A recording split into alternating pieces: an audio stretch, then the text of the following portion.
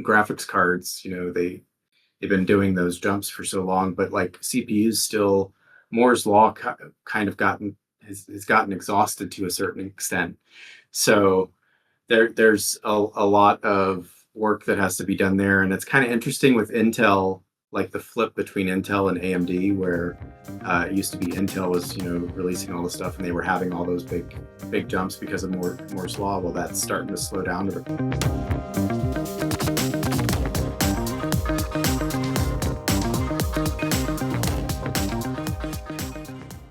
Good afternoon, everyone, and welcome to the Sandbox.Space weekly podcast. This is episode 102. I am your host, Chris, joined as always by Baby Girl, who's in my lap, Pumpkin, who's around here somewhere, everyone in the chat, and of course, every week we bring a special guest. This week's guest is Chris Kuhn. Chris, how are you doing today? Fantastic. Thank you, Chris. You're joining us from the beautiful land of Akron, Ohio. Yes, the beautiful land of Akron, Ohio. And then as the background here is the CAK airport. Nice. So before we get started, and we'll kind of talk about Chris and his project, I do want to apologize for the mess and the camera quality. I have been sort of renovating my apartment because I'm thinking about buying this condo. My landlord called me and he's like, "I'm selling the condo." I was like, "Well, crap." So thinking about buying it. So I was like, "Well, I can just rearrange the furniture if I'm going to live here for a while." And then rearranging the furniture turned into, well, I could paint the walls. And then painting the walls is like, well, I might as well mount my TV. And then I was like, well, I'll hang up some new curtains.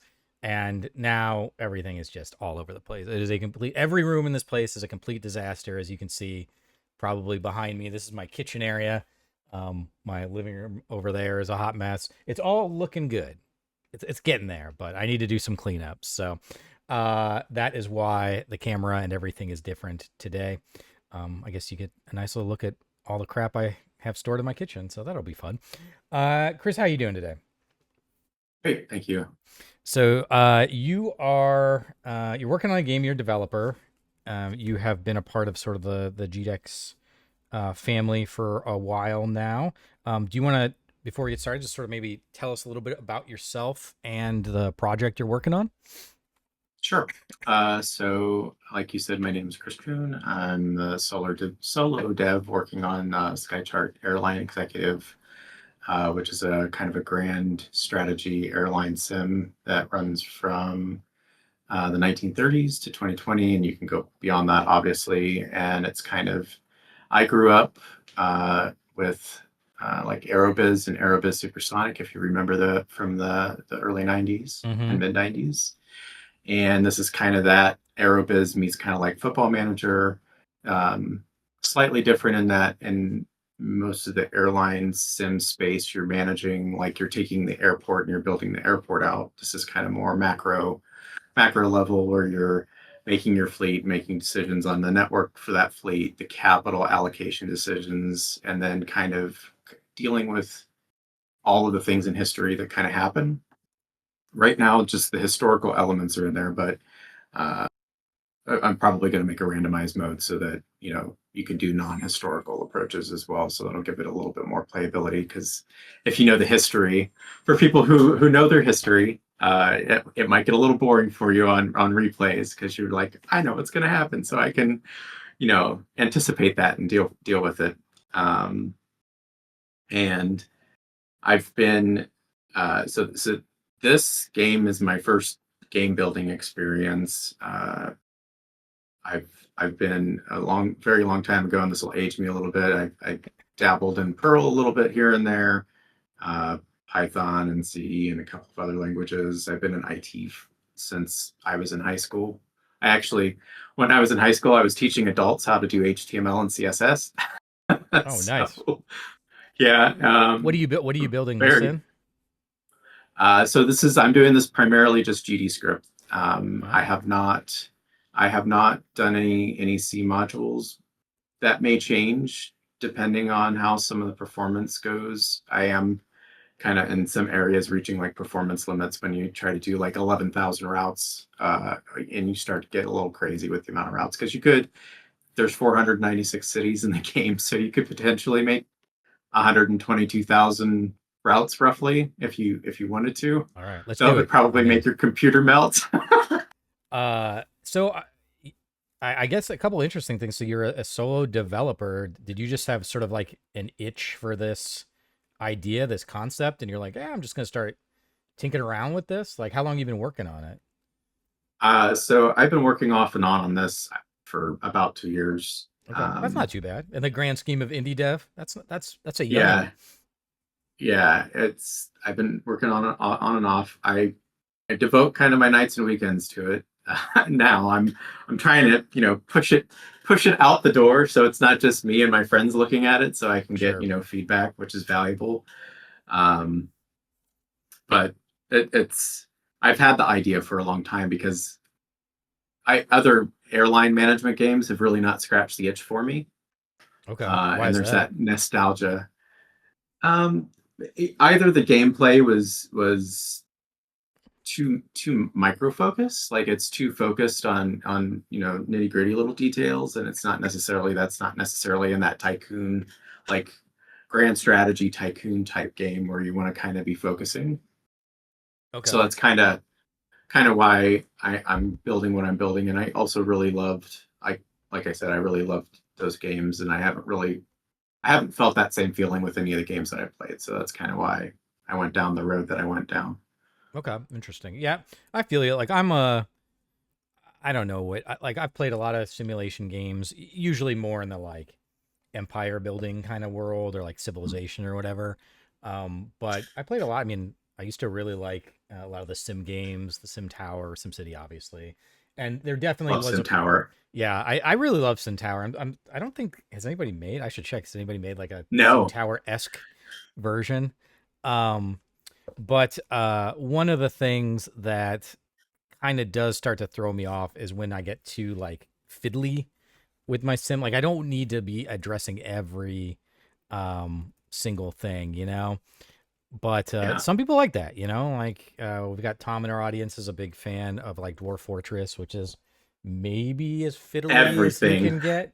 Um, and we were working behind the scenes on a project that I still would love to get back into doing, sort of like a space travel kind of thing. And we were going back and forth with that as well on like how in depth do we want this to be? Because once you start crossing that line, then I think it does throw a lot of potential audience off. So how for you, like, do you have some spots where you've had to just be like, okay, I need to pull myself back here. This is getting too much in the weeds. Yeah, so definitely, and you'll see it. I've got some panel bloat, and by that I mean I've got some screens where you can definitely drill down into the nitty gritty Mm-hmm. and kind of do that. What I what I came up with, at least for dealing with that within this game, is at the lower difficulty levels, I give them an advisor. So that advisor gives them basically one click to create routes, Okay. and it'll give them an analysis of, here's how profitable it might be with these particular planes.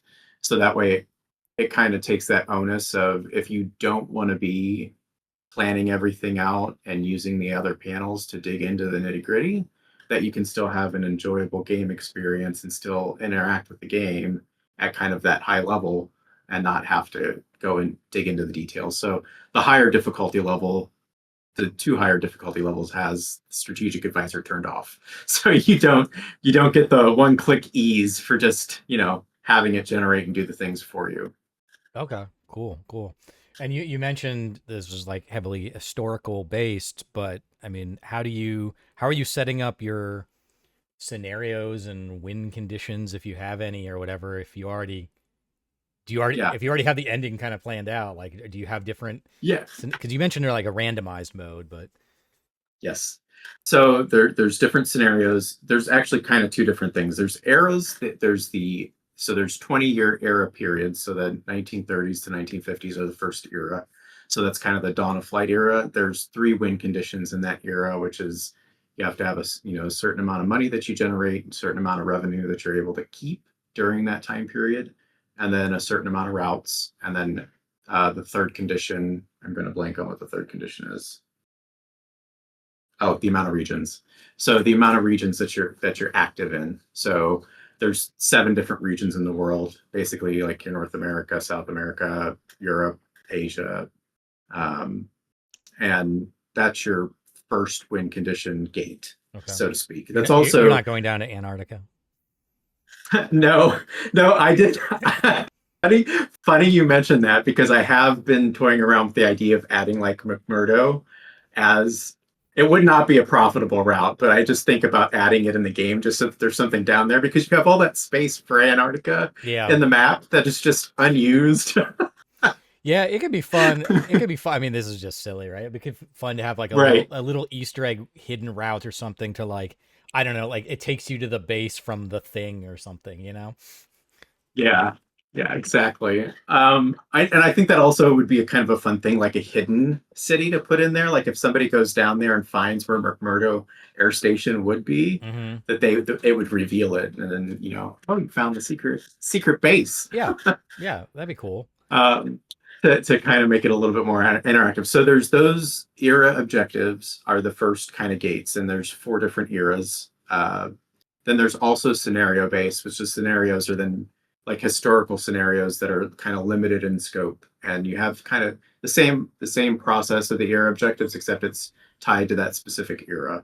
So like with Germany, and when Germany got broken up into East and West Germany, having to deal with rebuilding the air and cargo routes, and having limited funds to do so, and not everybody in the world really wanting to work with you. So there's the diplomacy factor that you kind of have to pull in for that particular Sure. scenario. Okay. But then you can also once you hit those gates, you can either continue or end and do something else. Uh, there's also a sandbox mode. So if you don't want to do any of that and you just want to kind of just build routes and not worry about anything, there's also a sandbox. Okay. Awesome.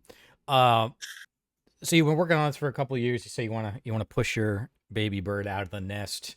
Do you want Throw to it out of throw the that out? nest. Do you have a timeline that you're wanting to hit? I mean, one of the biggest challenges for a self developer, a solo dev, is hitting those deadlines Yes. because nobody else Yes. nobody else is kind of on your back on it, you know? Nobody's going to get on me and be like, you didn't meet your deadline. Yeah, except I don't know, maybe your wife or something, but yeah.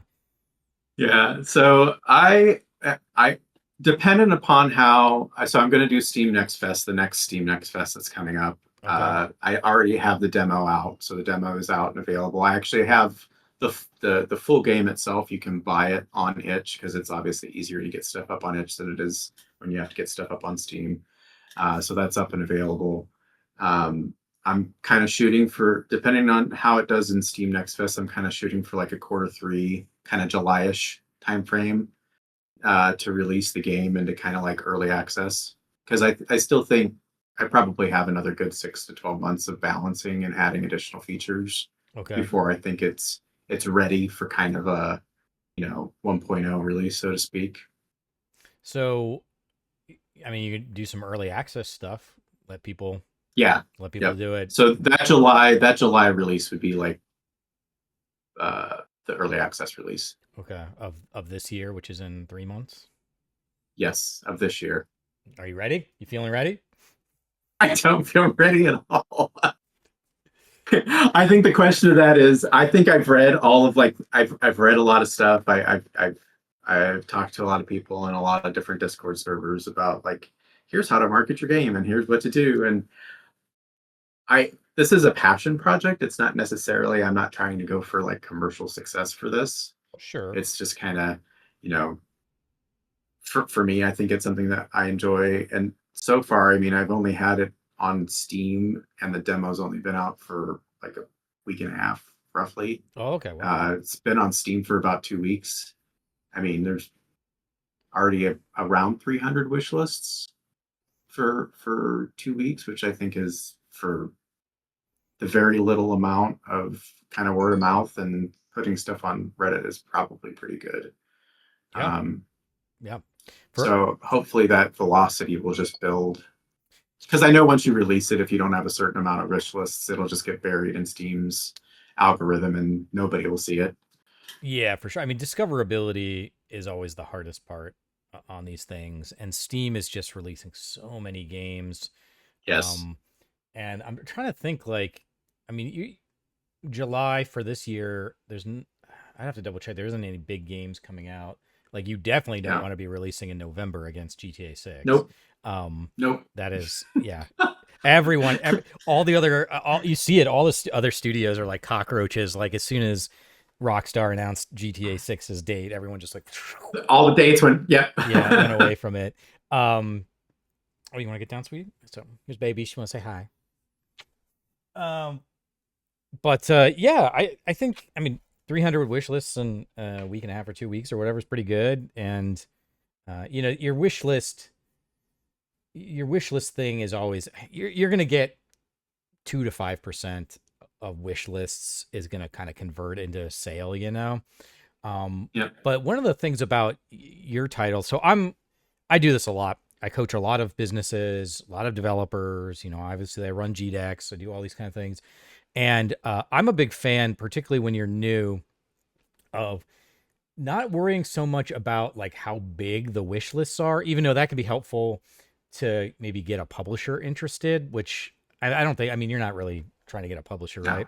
So No. that's maybe like a secondary thing, but you want to find the engaged audience. And since you have a pretty Hmm. niche game, Yep. if you can find those, those subreddits and Discord servers or whatever, we just had a conversation last week about the Cursed game, which is also going to be at GDEX this year, and it's a like an ASCII kind of style game by Bucephalus Studios, BUC, which I get the name. They love the name. It is a hard name to spell. That is a hard name for people. Yeah. Yeah, but I guess on the plus side, he said they get pretty good SEO because nobody else in the world uses it. Um, Right. but he's very similar. He's working with an artist that specializes in ASCII art. He connected with other developers that make games similar to it, in at least in visual aesthetic style. So have you been Mhm. connecting to and working with other devs or communities in this space? Yeah. Yeah. So I've found a couple of Discord servers with, people with devs and our people that are gamers that, are into tycoon games and the type of management games that are kind of the high level management games. And that's been super helpful. That's also where most of my alpha testers have come from. Okay, nice. Yeah, yeah. I'm a big fan. I mean, GDEX is the same. Like our GDEX email list is, I know it's about 12,000 people, which is pretty big. But uh, I've noticed we're doing the same thing with the Sandbox. Is I would much rather have like a smaller but more engaged community than like this Yes. giant community that doesn't really interact with any of your stuff. I know big numbers go up is what people want to see, but it's ultimately at the end Yeah. of the day, when you have that sort of a niche audience like this, or a niche product rather, um, when those people like you and they see you're working on something cool, like they're the ones that will be willing to kick in 5, 10, $20 to support you. Um, Yep. plus, I mean, I hate to say we talk about this every week, but the games industry is pretty rough right now, and the economy in general is pretty rough right now. And so there's not going to be a lot Yep. of, I don't think there's going to be a lot of like disposable income just flying all over the place. Now, I know you say you're not doing it for the money, but it's always nice to have a little bit of money because then you could potentially use that on your next Get a little project. And payback. Yeah. yeah, and there's always stuff. I talk about this with indie devs all the time, where they're like, "Oh, I think I can make this game for like $3,000." I was like, "No, you can't. What you're doing is Hmm. just not paying yourself." But there's always going to be like, you need an artist. You want to bring on an artist. You want to be Yep. respectful of their time. Maybe you're going to need a composer. It sounds like you've got a QA audience that's helping you out, which is great. But at the Sandbox, we've got some QA people there that could also assist. So, also for those watching, reminder, you can go to the Sandbox.Space/Discord to join us for free. But it all costs money, right? And if you can go into your next Yeah. project, if you even want to do a next project, I don't know, but if you go into your next project We'll with the see. yeah, that's how it always is when you're at the point you're at now, and you're just like, oh, it's a nonstop slog to get all this stuff done. But at some point, the creative bug will probably bite you again, and you'll want to Oh work yeah, on something. I 100% enjoy the process of. while building this, I've not been playing other games because I've been enjoying building and creating the game more so than just sitting back and enjoying somebody else's work. Yeah. So that's been a lot of fun. Yeah. Yeah. That's awesome. I mean, at the end of the day, like, we in the games industry do this because we love games. We love making these experiences. We certainly could get paid better doing practically any other job than Yeah, oh in yeah. the games industry. So now some larger companies tend to take advantage of that a little bit, but well, I shouldn't even say a Hmm. little bit, a lot of it. A But lot, yeah. at the end of the day, you have to enjoy it because it's been said before, but getting any game finished is a miracle. Like Yeah. they're so complex, and there's just so much opportunity for things to go wrong. Um, Oh yeah. and You make one change and it breaks five other things. oh yeah, so I talk to you my for, I'm a teacher as well, and I tell my students all the time, like, I'm in the intro class, but Tom, who's in the chat here, teaches the capstone. But like, you really have to think about the foundation you're building, because the chance of creating those cascading errors, like you're talking about, like yes. you change one thing and it breaks another thing, which then breaks another thing. And a lot of it's too, because so I'm a photographer as well. I'm an art photographer. That was my undergrad degree. And games, just like any art project, like you kind of have an idea of where you're going in your head when you start. But as you develop it, as you work on it over time, things change, things move. And so you're going to get to parts where you're just like, oh, I want to try this idea because I think this will be better. But then you look back And at it's gonna break a lot. yeah, you look at the foundation you've made, and that's why it's good to do things like have things on your repo so you can kind of pull stuff back when you need to. But uh, it's a challenge. So I'm kind of curious with what you're doing now, and as a solo developer, like, what challenges have you faced in this Uh, project? Tell me about a time you encountered a challenge and how did you solve it? yes. Translation.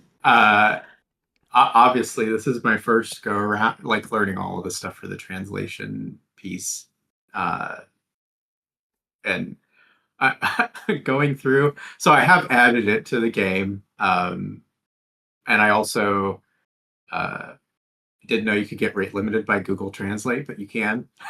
Are you talking about like translation as in like localization for different languages? Yeah, localization. Yeah, Okay. localization, Yeah, wow, translation. you're doing that already? That's wild. I'm working on that. Well, because I have again, I'm working with playtesters and people that some of these people are completely random, and they're like, "Oh, it'd be nice if you had this in figs," and French, Italian, German, Spanish, Yeah. and then somebody was like, "Oh, it'd be nice if you had this in Vietnamese, and if you had this in this," and I'm like, "I can do that, but the initial translations are going to suck because I'm going to use Google Translate because Yeah. don't have the money to pay for a translator." Um, Yeah, I'm and surprised you're doing any localization right now. But I am. I'm torturing myself doing it. yeah, it's a lot of work. It's a lot of work. Rapping, I cannot tell you how many times I missed some of my parentheses for rapping Oh, sure, sure. and broke a lot of things. Which it was fun to go through the code base and to find all the places where I missed. Been working on my Python scripting skills. Yeah, I mean that's another area where, it's good to have some money, because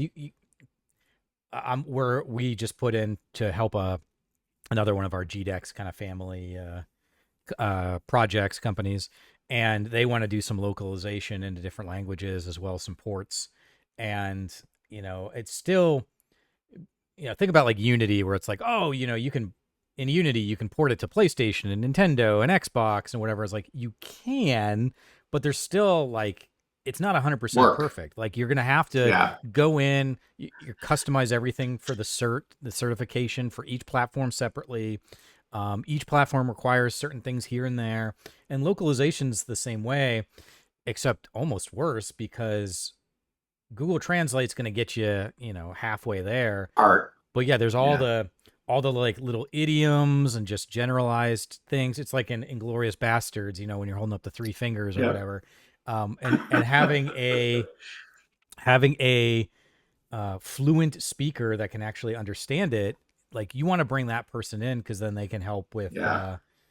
um, making sure that it Also sounds translating right. it. Yeah. Yeah, Yeah, that it sounds right and it gets the point across in the same way because Google Translate doesn't understand what you're trying to say. yeah, yeah, It might not understand the context. It might not know this is supposed to be funny versus and that might not translate well into another language. hmm Like and this is some. so, Oh, go ahead. go ahead. No, no, go, you go. I was going to say, so I actually spun up a WebLate instance, a self-hosted WebLate instance. So I have that, and I tied that into the repository so that I can take any translations that get provided from people and kind of just directly have a pipeline into feeding those into the game, so that because I already have a few people. I have one person working on Portuguese that offered to share their time and talents. And then I have a friend who's an Arabic speaker, so they're going to share their time and talents to Nice. translate Arabic. So uh, I have a couple of people that are kind of helping with that. So it'll get me part of the way. It's still not going to be great, and I anticipate when it reaches a larger audience that I'll probably have to. I need to start looking for the translation communities. Yeah, well, the kindness of strangers, right? Exactly. Yeah, helping you out.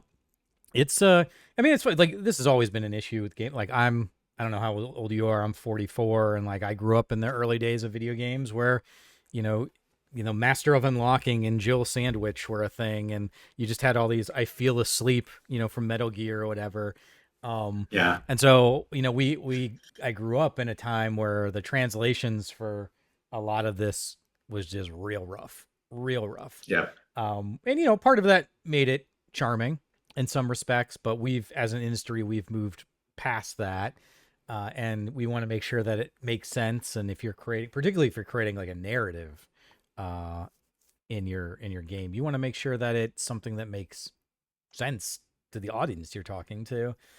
But you know, you're doing what you're doing, which is great. It's one of the things I recommend new developers don't worry about localization right off the bat. Like get you the whatever your native language is, or I mean, really, Yeah.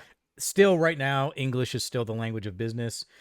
It is kind of the most universally spoken language in the world. So you want to make sure it's in English, which you're a native. It already is. Yeah, you're a native English speaker, so that's a benefit. Makes it easy. It's a benefit you have, but Yeah. but then you could start working on localizing it. But you're already kind of doing what you're doing, and it sounds like you're making Yeah, if progress. So anybody's interested, if they go to the Casey Jones Labs website and they go to the roadmap, there's a link I put in there for if you want to help with the translation. So if anybody wants to lend their talents to helping with the translation, awesome, awesome. little shameless plug there. Yeah, no, that's great. Please plug away. And I'll put some links to these like your Steam page and stuff in the description for the video. But so you're knee deep in it right now, and Yeah, one of the things that every developer eventually has to come to the realization of is you're not going to be able to get everything in your game that you want. that I want to. Yeah. Is there anything right now that you're just like, oh, I would really love to have it in, but you had to make that hard scope decision? So an example of that would be transfers. So like doing multi-leg flights. I really wanted to do multi-leg flights, but just wrapping wrapping the systems that are needed in order to do that and what's needed for processing and the route pairs that you have to iterate through for that, Yeah, just from a performance perspective, it just wouldn't be performant. And then also from a coding perspective, just there's just a lot of work that would go into that. And I decided to take kind of the shortcut and to do transfers in a way that transfers exist, but you have to have like your hub and it has to be linked to a certain amount of routes. And then that gives you a native amount of a certain percentage of increase and boost to the amount of passengers and or demand that's generated through those routes. okay. So so that's something I had to like curb my enthusiasm into. I really want to do this, but it would probably take me a couple of months to build something that I would be happy with. another thing that I've been struggling with is weather. Oh, really? Yeah, yeah.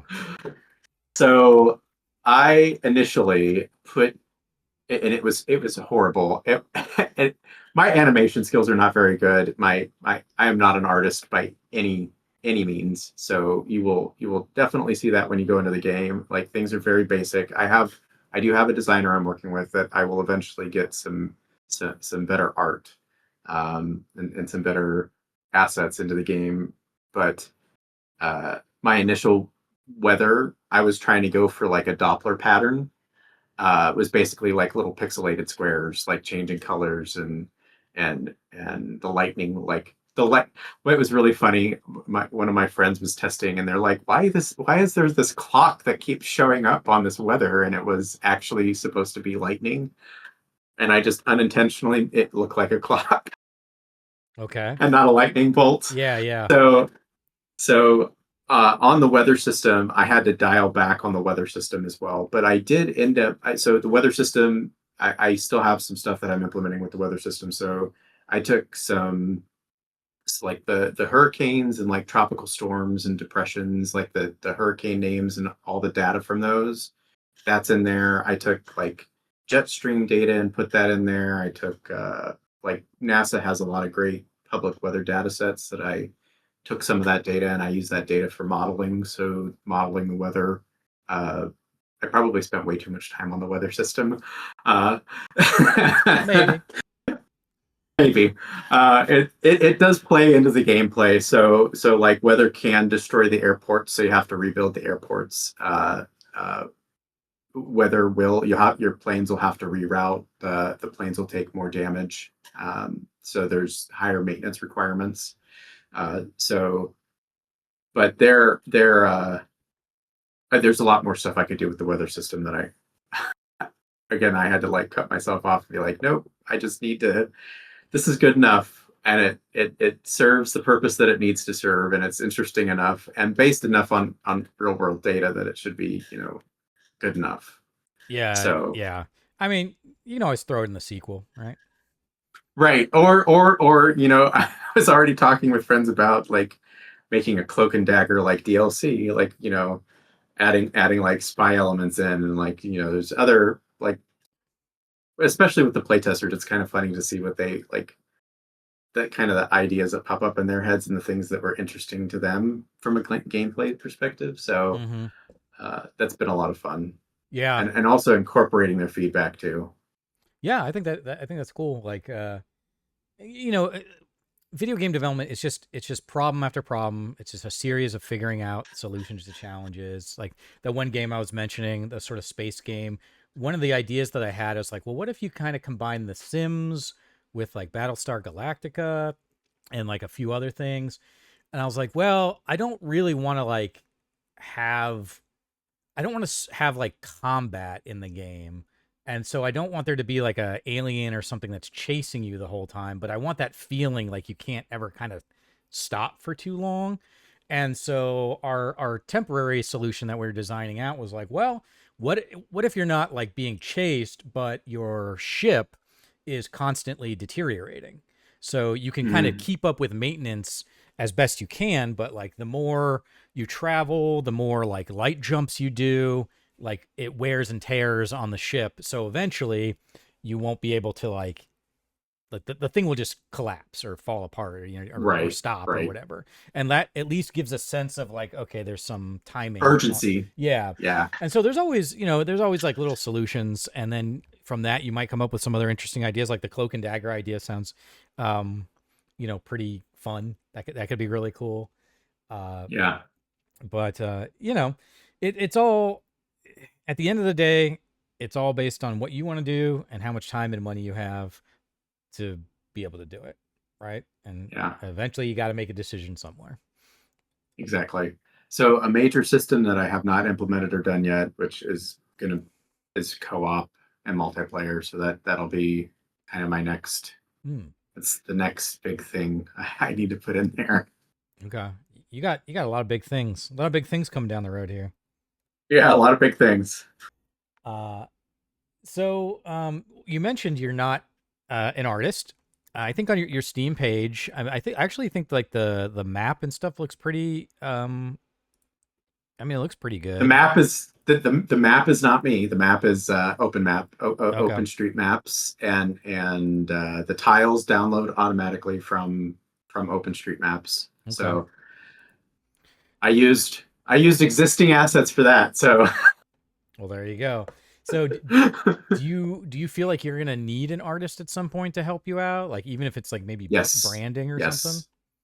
yes. Well, not only from a branding perspective, like my capsule art is junk, because right now my capsule art is just basically screenshots from the game. Hmm. Um, so that I'm working with an artist on that. I'm also want to take the UI elements and make those actual art pieces. Sure. So those will change a little bit. Some of the things that are in there are kind of placeholders, but I think overall, like the neon '90s like cabin cockpit kind of dark neon look that is there will still stay there. It'll just kind of morph a little bit. Okay. Okay. Interesting. So, besides, we've talked a little bit about the challenges that you're facing with development, and maybe I kind of talked to a lot of my guests about this. Maybe this applies to you, maybe it doesn't, but the industry as a whole is having a pretty rough time. There's a lot of layoffs that are constantly happening. There's obviously a big thing around AI and all of that lately. Have you been noticing any of the sort of larger industry issues within your project, or maybe within, because you do some IT stuff within your work? Yeah, Um, yeah. have you been keeping up on it, on any of that? Oh, 100%. That impacts all, especially AI. AI impacts all of us, and definitely is. I from an IT perspective and from a business perspective for my day job, I am so sick of every salesperson and product that is baking AI into things. Like it's like I don't. Does it really need to be there? Like, is it really helping? And do they have it trained well enough to not go completely off of the rails and hallucinate answers and suggestions? It's very interesting, and we're also in a kind of an interesting time period with that too, where you already see companies laying off massive amounts of staff because they're like, well, AI is going to replace them and do this. Um, so it for me, I'm kind of go back to I'm kind of like a student of history. I always look at historically, like what we've done to go through these changes, like the Industrial Revolution and how workers had to like retool and how things change for that. So uh, it's I've seen the impact. I've seen friends that have gotten laid off. I have, a family member that worked for a development company in Austin, Texas, and he got laid off. Like almost 90% of their staff got laid off Mm-hmm. because they were replacing them with other systems, and they were also offshoring some stuff. It's also I'm similar in age to you, so I've seen the cyclical nature of some of these things where we offshore and then we onshore again, and it's like we go mainframe and then we go, no, we're not going to do mainframes. We're going to do everything individually at the computers, and then we're back to mainframes again. So it's like Yeah. you just see this constant churn of these things. So uh, I try to stay on top of it as best as I can, and also in my job I try to temper people's expectations for some of that stuff, and what it can actually accomplish. And a lot of people are like, "Oh, it'll solve all of our problems." It's not going to solve your problems if you have bad processes, if the people aren't doing the right things, if the data coming into the system isn't correct. Like, Yeah. junk in, junk out. So it kind of interesting. Yeah, I agree. I think um, I've had this conversation many times. The reason I'm kind of bringing AI up, even though I'm sure everyone who watches the show is sick of talking about AI, but like Yeah. literally before, it was like 10 minutes before we got on the stream, I saw that. I don't know if you're familiar with Allbirds, the sustainable footwear company. Oh yeah, yeah. Yeah, so they're a footwear brand. They make shoes. They are pivoting away from shoes into a AI cloud computing service. That makes absolutely zero So sense. yeah, it's like I don't know what that means, and I think the reason why it's very clear is that there's just no money for other industries. It's roughly, the last time I saw it's like roughly 40% of our GDP growth, I think. It was either GDP or stock market growth, so someone can correct me in the comments, is from AI right now.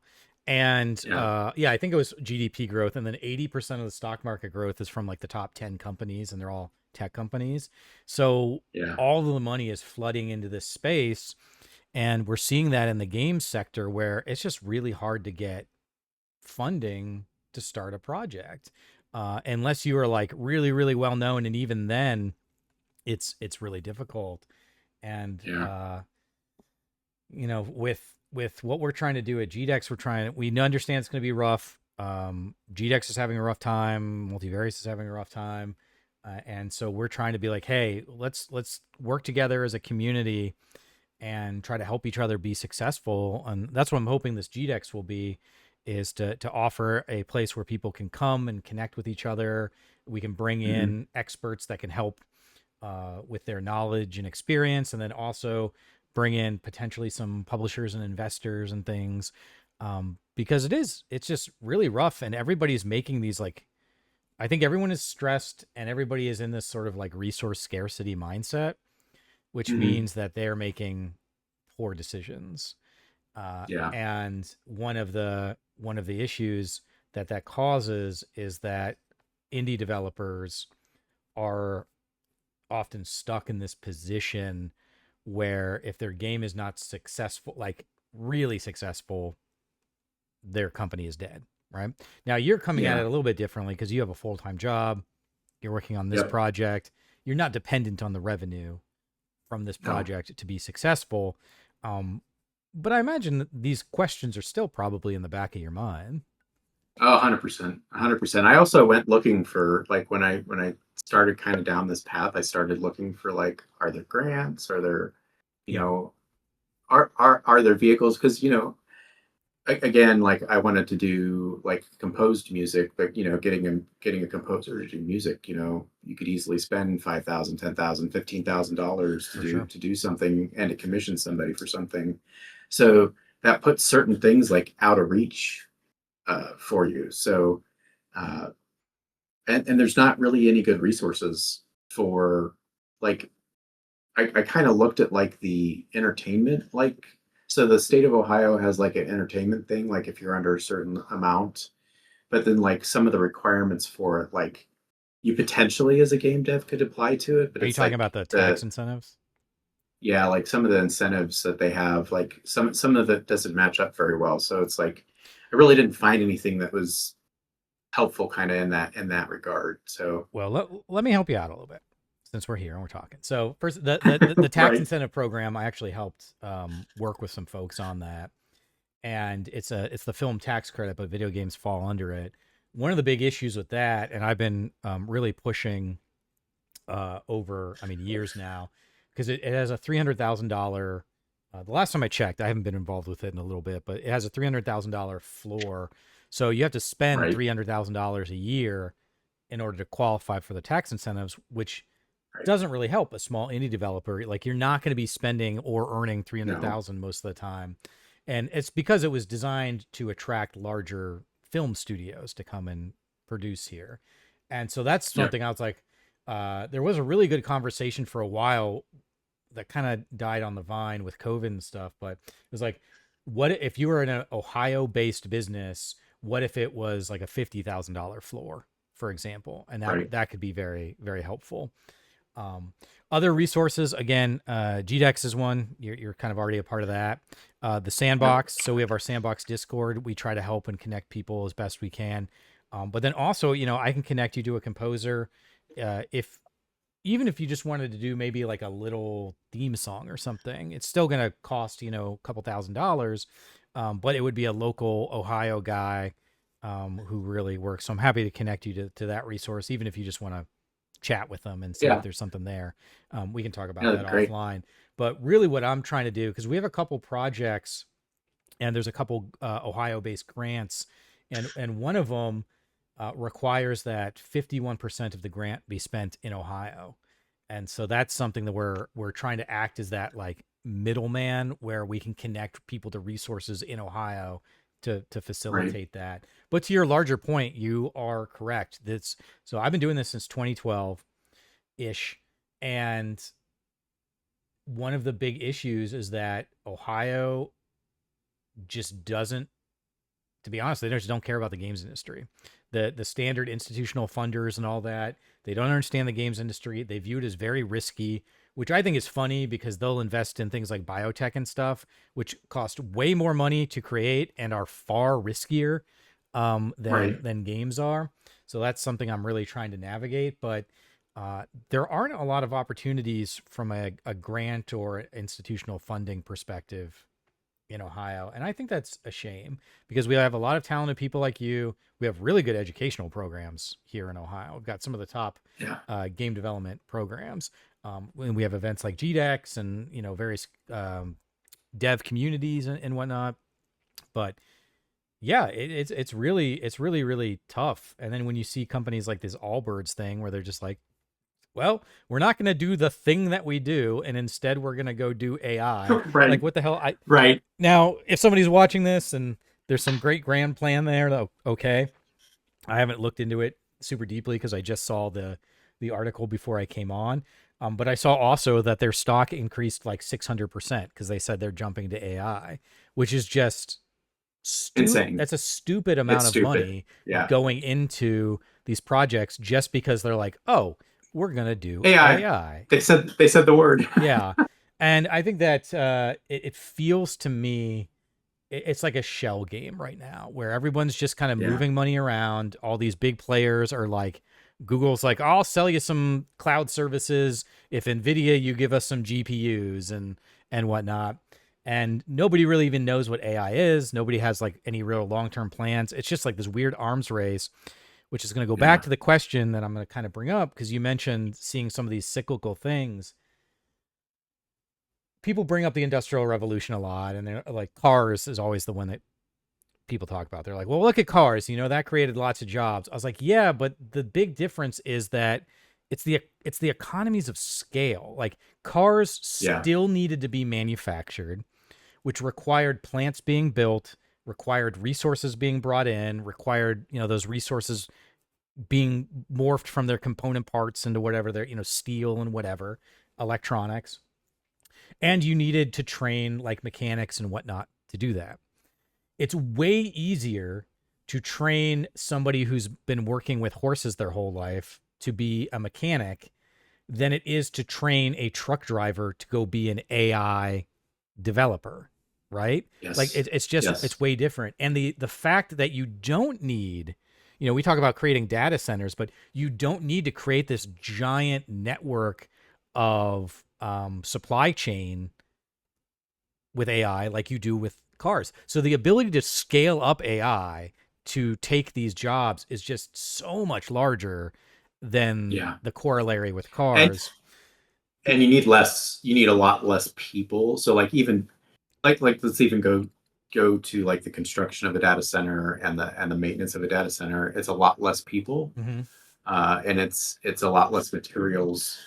And then there's also the amount of resistance for data centers to for yeah, I'm sure you see that where neighborhoods and communities even so Norton, which is a local community that's here in the Akron area, there was a data center proposal that was from a private company, and the residents said no and went and blocked that development because they didn't want to have a data center because of all Yeah. the resource requirements and needs and the noise and the electricity requirements. So it's going to become very interesting because there are, based on stuff that I've seen, there's probably 240 to like 300 different data center projects that like are on the slate or that companies are talking about, that they're like on this rotating thing of trying to find places to put them, but then they also need to be able to put them in places that are close enough to the people that are actually using those services,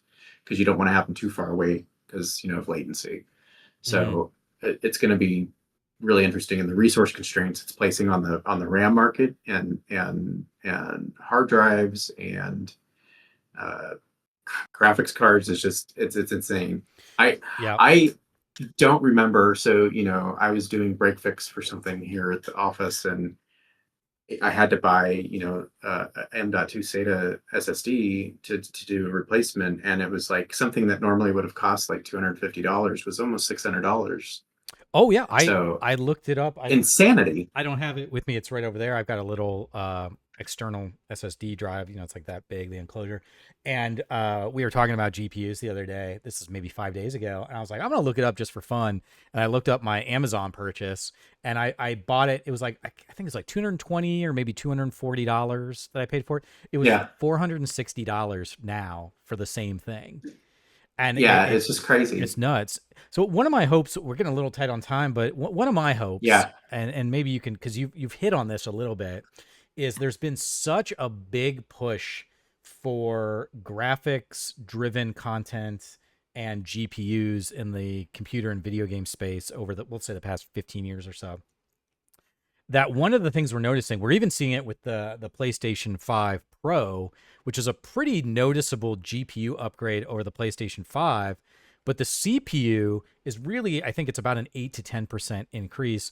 We're starting to really notice a lot of these games are not GPU bottlenecked anymore, they're CPU bottlenecked. They are not Yeah. able to do like the hardcore simulations, not because the GPU can't render, but it's just the CPU can't calculate it all. Can't keep up. Yeah. And you've mentioned that on the project you're working on. So maybe this will be, I hate to say a blessing in disguise, because I don't think that's the right term, but maybe Yeah. the huge costs in GPUs will kind of stop us from making these like giant GPU jumps, and maybe we'll start spending a little bit more time and money on the CPU elements of consoles and things. Am I off base? What do you think about that? That's just sort of a theory I got. No, I think obviously from with my game, it's especially when you do a lot of routes, there's a lot of computation that has to happen for those. And with my testers, they're even with a bunch of worker threads, they become CPU locked. So I definitely feel that from not only the dev perspective, but also from uh, the industry. Also, graphics cards, they've been doing those jumps for so long, but like CPUs still, Moore's law kind of has gotten exhausted to a certain extent. So there's a lot of work that has to be done there, and it's kind of interesting with Intel, like the flip between Intel and AMD, where it used to be Intel was releasing all the stuff, and they were having all those big jumps because of Moore's law. Well, that's starting to slow down to the point where Mm-hmm. uh, the CPU architecture and hardware is going to have to change in order for us to kind of keep that same Moore's law jumps that we were having. And I think that really probably will happen in maybe the quantum space, which I probably will be, years and years from now, because some of that stuff is still not commercially viable and still not cost effective. But Ooh, I think that maybe really, next time you're on the show, we'll have to talk about some quantum computing. That could be fun. yeah, that could be a fun topic to talk about. But it's really interesting, like how you use those qubits and how does those interact. But definitely is Samsung and Xenios and Intel and AMD. I think it's going to be interesting what they're going to end up doing with their chipsets, Yeah. because it already is slowing down. Like it's already noticeable. Oh, absolutely. Uh, Yeah. where you're not just having like the days where it's like, oh, it's 75% faster, it's 65% faster. Now it's like these little incremental things, and Yeah. it'll probably, just because the GPUs are where they're at, we're probably going to have to take and start doing CPU based tasks in the GPU Yeah. to kind of offset. I think that's definitely a direction. And also, I think that CPU manufacturers kind of lucked out a little bit in the mass adoption of SSD hard drives that allowed for a lot of quick data movement that Yep. wasn't possible before. And so we were able to kind of cheat a lot, where we could just like load and offload stuff on an SSD real quick, and it gave the CPU a little bit of a breather. But I think those we've probably reached. I don't want to say we've reached the end, because Sony's still doing some interesting stuff with their SSDs tech, Yeah. and whatnot. So, but yeah, I think. Did you see Sony shut down their? They shut down their the small SD card lines because No, I they have of not. resource constraints. Yeah, so they completely shut down all their SD. And they don't they're not even giving an estimate of when they're going to start reproducing them, I will have to check which that I out. think is that's absolutely wild for them to because they've been producing those for forever. Sure. Like if they're having a hard time getting resources, that does not bode well for a lot of other things. Oh, absolutely. Yeah, I think on the consumer, it's obvious right now that the consumer is not the primary Not at importance all. for many of these companies. Well, I got to run because we're gonna do a thing, but real fast, Yep. for folks watching, what's the best way to follow you, follow your game? If people want to get in contact with you, how can they reach out? Best way probably just go to caseyjoneslabs.com, and then the social media links and everything are down there at the bottom. My email address is down there. Awesome. Well, Chris, thank you so much for being on the show. This has been episode 102 of the Sandbox.Space weekly podcast. A reminder, we do this every week, generally at noon on Wednesdays. And we had a special exception for Chris here. But and of course, we'll have some GDEX, more GDEX info of note. The premier discounts for GDEX tickets end at the end of April. So if you want to save as much moolah as you can, buy your tickets before the end of April, before they go up in price. But of course, you can always follow us at the sandbox.space/Discord. That's where we'll be on our Discord page. But since I have to run, I want to thank everybody in the chat for being there. On behalf of myself, Baby, Pumpkin, our special guest Chris, everybody in the chat, everybody out there watching, thank you so much, and we will see you next week.